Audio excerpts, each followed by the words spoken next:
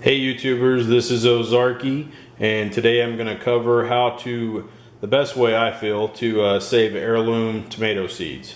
You can do this with any kind of tomato seeds, but heirlooms are going to usually stay more true to the type of tomato that you have. What we have here is 4 of the same kind of tomato. It's a striped cavern tomato, which is a specific type of heirloom tomato, and I'll show you go ahead and how to do that.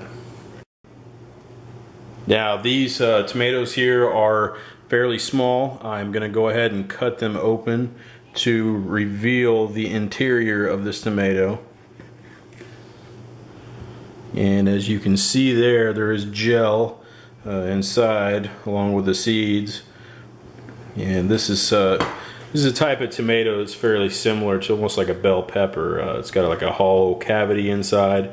As you can see here towards the center, there are seeds and then the gel, which is what we're going to try to remove here to save for seed.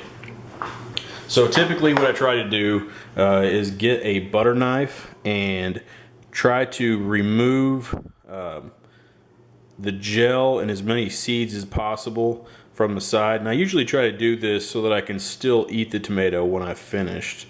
So we're not going to be too particular there. We just want to be able to eat it when we're done. I usually take like a mason jar and scoop out into the mason jar as much of the gel and seed as possible. So I'm going to go in here and try to extract that from the inside of the tomato and just get it into the jar as much as possible. So cut those out. And then we'll set the tomato aside. As you can see here, it's kind of hollowed out now. I've taken a butter knife and I've pretty much cut away from the inner membrane the gel and seeds from this one. And so I'm going to go ahead and do that to the rest of them. And all we're going to do at that point is just take the gel and seeds and just put them here into the jar. And then I'll get back to you in a second. Alright, so at this point we've actually finished cleaning out all the tomatoes that I had, and this is what we ended up with. You can kind of tell there's nothing but a bunch of gel and seeds in the bottom of the jar.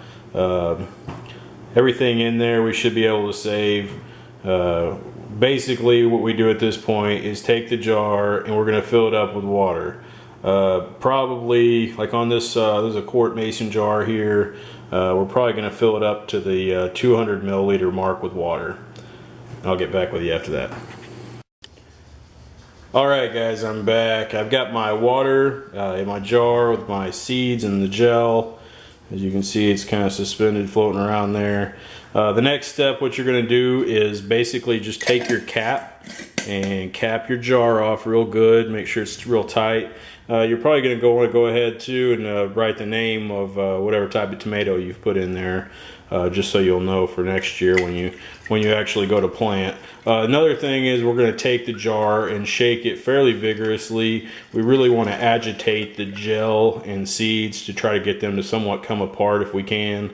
And if not, basically what you're doing here is you're fermenting this just kind of like you would alcohol or whatever. But the natural sugars in there will start to break down in the gel.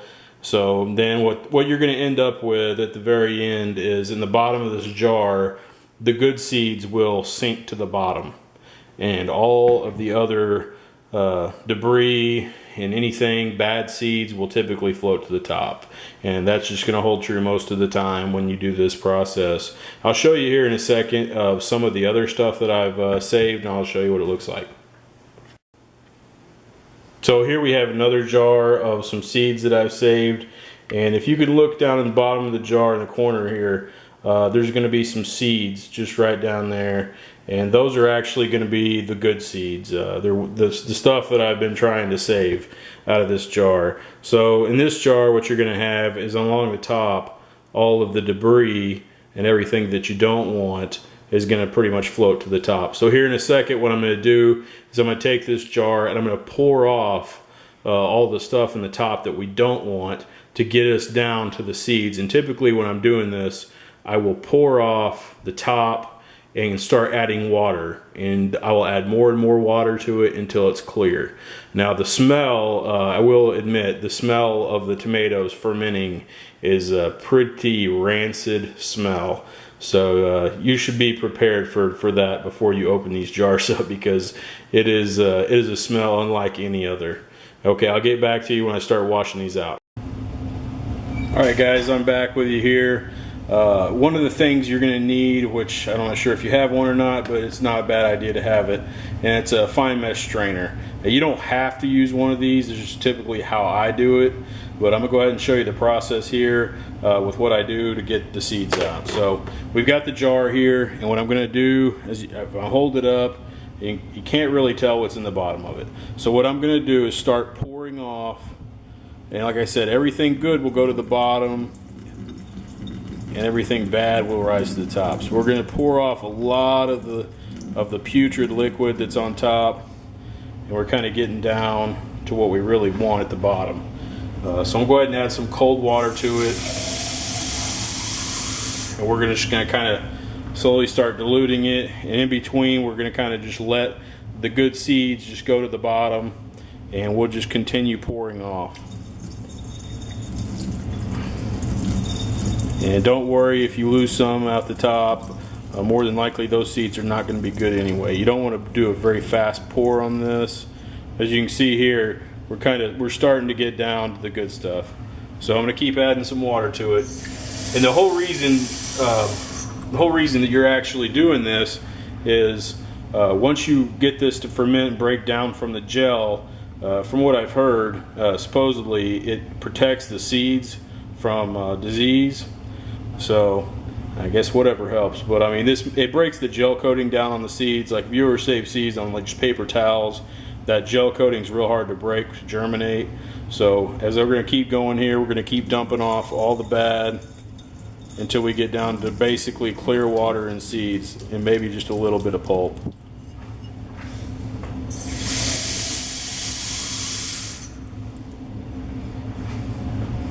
The water now is starting to become a lot more clear. You can tell all the trash is pretty much floating to the top. We're going to keep pouring this stuff off.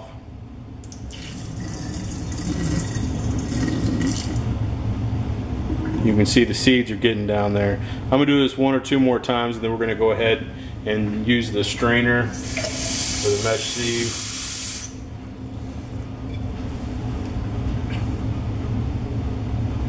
You just want to kind of let the good seeds settle out. You can see the other ones are kind of floating that aren't very good.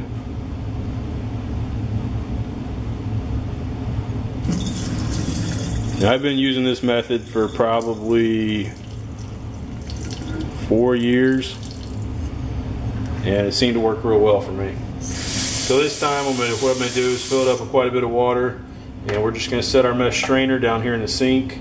Now I'm just going to go ahead and pour all of it out. We're going to get all of it out of the jar. We usually try to run a little bit of water over it.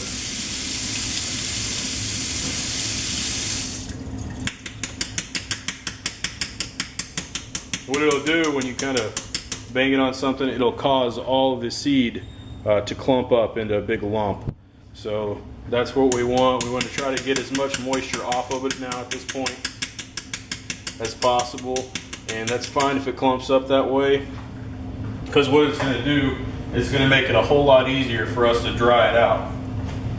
So what I'm going to do is just take like a cutting board here, and I'm just going to slam it down on the cutting board.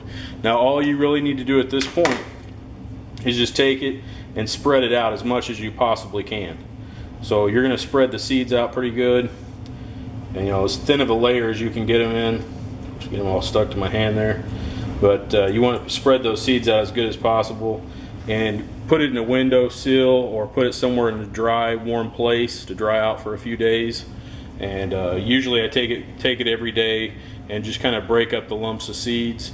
And at that point, you can store your seeds for long-term storage. You can either put them in, always store your seeds in paper envelopes or some kind of paper. Never use plastic. Just typically doesn't work as well and it causes you problems. They do need to breathe. What I will usually do is take them and put them in an envelope You know, sometimes, depending on the type of seed, some of them will still germinate 2 to 3 years out, depending on how you save them. If you just want to throw them in a closet, put them in a paper envelope, that's fine. Try to keep them in a dry, cool place. Preferably, if you do want to keep them for long-term storage, you can freeze them in a paper envelope. So some people do that. It just depends on what you want to do. But make sure they're thoroughly dry before you do store them. And that's all I have for this video. And as always, YouTubers, please like and subscribe below.